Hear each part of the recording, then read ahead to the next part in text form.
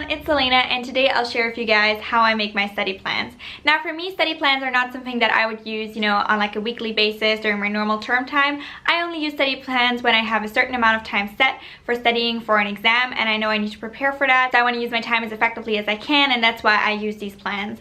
But I wouldn't recommend using them on a weekly basis during your normal school year because I just think it's way too much effort and time that goes into planning all of this and making sure that the plan stays up to date. So I wouldn't recommend doing this normally, but I would recommend doing it for bigger exams that are coming up. So I usually do this for like final exams or mock exams that are coming up, which is what I'm doing right now because I'm preparing for my mock exam. So I thought it would be great if I could share with you guys the study plan that I made for my mock exam. Now the first thing that I would recommend doing for making an effective study plan is to write out all the things that you have to do and really take your time for this. Really think, what are all the things that I have to revise? Even if you know the thing quite well, put it down so that you make sure that you look over it again. I mean, this is really important because you can't start making a study plan without knowing what are all the things that you actually need to do. One easy way to do this is to go to the syllabus of your subject, to check all the things that are on it that you need to know for the exam, and then see, do I have study notes on this? Have I already revised this? Do I know this by heart, yes or no? And then just put it down if you need to know it for the exam. And make sure that you also write down, do I need to take notes on this or do I already have study notes? So that you know how much work needs to be done for each bullet point on your to-do list. Now I can also show you guys what my to-do list looked like for my winter break. So here you can see this is what it looks like. So I just had all my subjects and then their supervisions, the essay feedback that I got because I just wanted to look over it because I'm going to write essays in my exams. And then my study notes, I had basically done them, so I just wrote it down, but I didn't really need to. And lecture notes from the lectures I missed and further reading, just to make sure I don't forget about that. And this is a very small list for what I normally do, but that's because I had all my notes on these things done and I knew that. So I knew I just, had to go over them to revise them. So this was pretty easy making this list for me. But normally I would recommend, taking a bigger piece of paper and writing it all down. I just knew that this one was going to be a bit smaller, so it was fine. Once you've made your list of all the things that you need to study for your exam, I would recommend looking at how many weeks you still have left leading up to that exam, and then making a study plan, just an empty one, for all of these weeks so that you see how much time you have. For me, my weekly study plans usually look like this. I normally just make them using pages, but if you guys would like to have the template for this particular weekly study plan, I linked it in the description box below for you guys. And so basically what I do is I would just, make these empty plans so you see how many weeks you actually have, how many days you have. For me, it just really helps to visualize that and, see the entire plan, like scroll through it and see this is how many days I actually have and where I can distribute all my tasks. Now, before you enter any study to-dos into these empty plans, I would recommend putting down everything that you know of that has nothing to do with studying. So for me, these are all these red things here. So I have to write a few applications, so I put them down so I know when I have to write them and that I actually don't forget about it, and just so that I also know that they are going to take up some time, so that I just know I can't do as much on the days where there's something red as I could on days where there's nothing. So if you have any events coming up that you know of, or you are doing a particular extracurricular and you're still doing it although you're on study leave, or maybe you're not even having study leave, put all of that down to make sure that you are aware of these things. And also think about how these things affect you. Not just your time schedule, in terms of like how much time you actually have to study, but also in terms of how exhausted you're going to be. Because it does make a difference whether you went to your cooking extracurricular or whether you played football for 2 hours, because one is going to make you really tired. You probably are going to need a shower after it, and that just takes away a lot more time and a lot more productivity than the other one. So make sure to think about these factors when you're then allocating tasks to these particular days. My personal rule, and you can see this in my study plan as well, is to only have 3 study to-dos per day. You can see there's only 3 spaces to put in stuff for studying, and I think this is a really good way of ensuring that you're not putting too much stuff onto your plate per day. But I don't break the task apart too much for my study plan. So I don't write out, okay, do constitutional law supervision 1, readings 1 to 10 or whatever.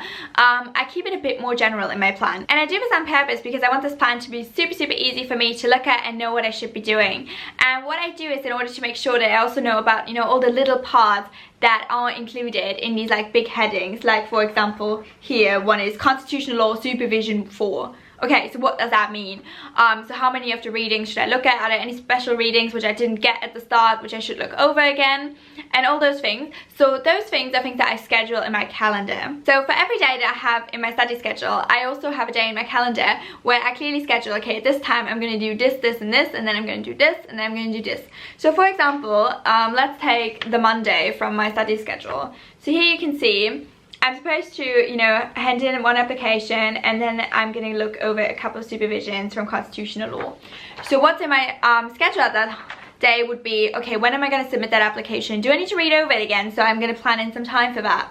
And then constitutional law supervision 1, when am I going to do the first bunch of readings? When I'm going to do the second bunch of reading? When I'm going to look over my supervision notes? When am I going to look over my reading notes? All these things are then very detailedly in my calendar. If you guys want to know more about how I put all these little things into my calendar and how I organize it, I made an entire video on time management where I explained that, and you can see it up here. I'm also going to link it in the description box below for you guys, so you can just click on that. Once you've allocated all your tasks and you've really thought about, okay, how exhausted am I going to be on that day? How much time am I going to have? I would recommend printing out your study schedule. Personally, I'm just somebody who, when I see it on paper, it makes me commit to it a bit more. Maybe this is kind of weird and it doesn't work for you, but for me, it just really works when I, you know, have it hanging on my desk and I just see it every day.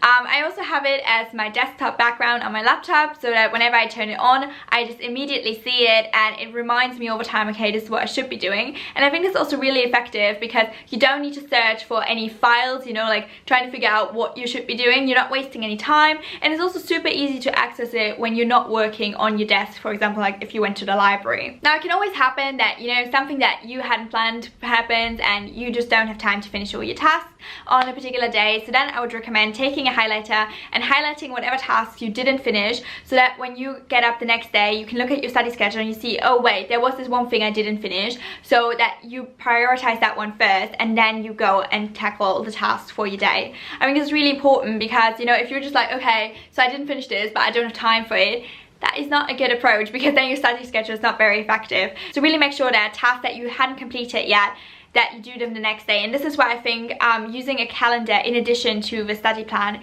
is really, really important, because you can just quickly, you know, put that in your calendar and make sure that you do it first thing in the morning before you start working on your study plan. Now, one thing that's really important to keep in mind when you're doing your study plan is to make sure that you have enough time to revise the things that you already revised, because otherwise you're just going to forget about them.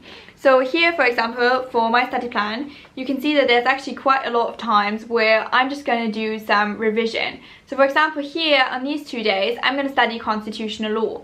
But then on Wednesday, I'm actually just going to revise it. And then again, I'm going to revise it on Friday. And once again on Saturday. So that just allows me to make sure that I'm actually revising it enough. And I think that's really, really important, that, you know, whenever you have something, you know, where you're studying over a longer period of time. I mean, for me, this is just 1 week out of my study schedule of weeks. You know, that you make sure that you keep revising all the content that you did, so that you make sure that you actually are on top of the content. The only content, as you may notice, which I'm only going to revise once, is criminal law. Because my supervisor is an angel, and he literally told us what was going to be on the exam, and it's a very little part of the syllabus, which I know very well and I have very good study notes on, and I just know that I can revise the entire thing in like an hour to 2. So that's why I know I don't really need to revise this on a daily basis, especially because the topic is also very new and we just did it, so I'm still very good at it. But other than that, with all the other subjects, I don't know what's coming at me in that exam, so that's why I need to revise everything, and that's why I'm also making sure that I keep revising whatever I studied so that it stays in my brain. And last but not least, don't forget to add a bit of time for past papers. Personally, I'm not the biggest fan of past papers. I don't really know why, but they haven't really helped me a lot. I don't really see a big difference when I do past papers and when I don't do them. For me, the result is kind of the same. But sometimes it just helps to like look at past paper questions just to make sure that you know what they're going to be asking, like how they're asking, just so that you know how the exam is going to be structured. That's why I really like past papers, because they just give you a feeling for what that exam is going to look like when you open it, which I think is always great, because then you're not scared that, you know, you forgot to write your name somewhere, or, you know, you put it wrongly together, or you answered questions from the wrong section. I just think it's great if you have a look at the exam structure before, because then you really know what's coming at you and you're not wasting time trying to figure out questions from which section you have to answer or something like that, because you already know that. And yeah, those are all my tips for making an effective study plan. I hope you guys found this helpful, and if you have any questions for me, you can drop them in the comments below or send me a message through the contact section of my blog, which is linked in the info box below. Thank you guys so much for watching. Have a nice day. Bye!